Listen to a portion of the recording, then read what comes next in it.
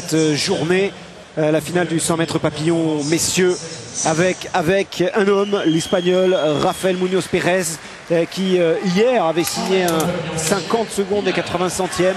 Ça veut dire qu'il s'était rapproché du record du monde détenu par Ryan Crocker, l'américain, qui était de 50 secondes et 40 centièmes. On va voir si l'Espagnol est capable d'aller chercher ce record du monde. Oui, alors bien évidemment deux objectifs dans cette finale. Le premier pour Muñoz Pérez avec ce record du monde à 18 centièmes seulement de son record personnel. Et puis la victoire qui qualifiera, la victoire pour un nageur de l'équipe de France, enfin pour un nageur français qui le qualifiera pour les championnats du monde puisqu'il y a un quota d'ouvert dans cette épreuve. Alors évidemment Clément Lefebvre mériterait sa qualification après sa mésaventure du 200 mètres papillon. Et il doit profiter de la présence de Rafael Muñoz Pérez pour aller chercher un gros chrono et pourquoi pas battre à nouveau le record de France qu'il a battu hier. Alors, il y aura ligne numéro 1, Vincent Delafont, Thomas Villaseca sera à la 2, Romain Sasso, lui aussi qualifié sur 50 papes pour Rome, sera à la 3, Rafael Muñoz Pérez, donc on vous l'a dit à la 4, Clément Lefebvre à la 5, Christophe Lebon à la 6, Cyril Marchand, le nageur de Clichy, sera ligne numéro 7, et Florent Manoudou sera ligne numéro 8. Et voici Rafael Pérez Muñoz, il y a peut-être au bout un record du monde qui peut tomber encore ici à Montpellier. La réponse, ce sera pour 50 secondes ou peut-être moins.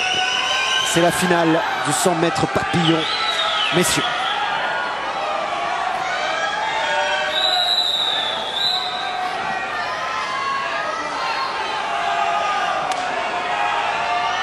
Et vous entendez tout le Marseillais pour soutenir cet homme, Rafael Pérez Muñoz l'Espagnol. On suivra de près bien sûr le Français aussi.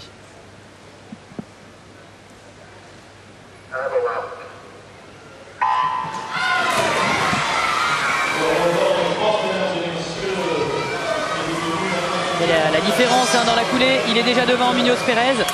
Alors ce matin il était passé en 23-38, 23-36 pour nager 50-85. Oh, il est déjà devant, mais c'est incroyable, il a une longueur d'avance.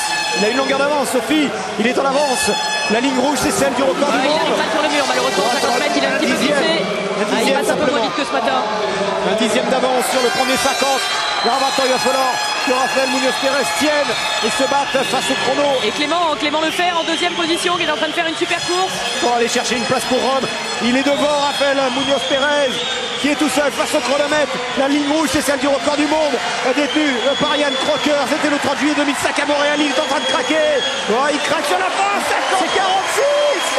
Il est à 6 centièmes du record du monde. Et record de France pour Clément Lefebvre, 51-42.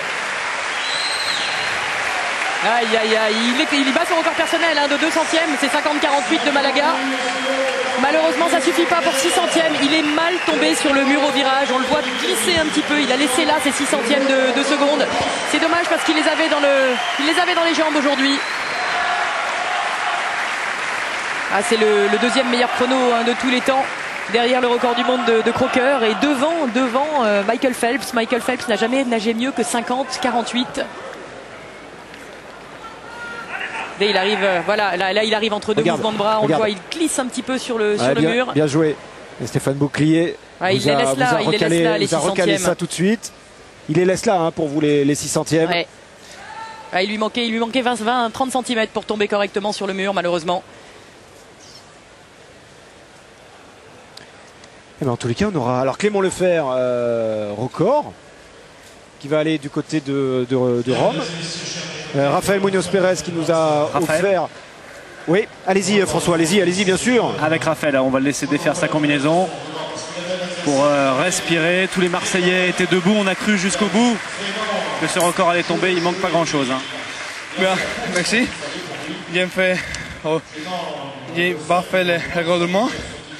C'est trop petit les secondes. J'ai dédié le record d'Europe à mon ami qu'il va mourir le dernier mardi et ça c'est pour lui. D'accord, merci beaucoup et bravo. C'est un record d'Europe. Un ami décédé la semaine dernière. Merci en tous les cas.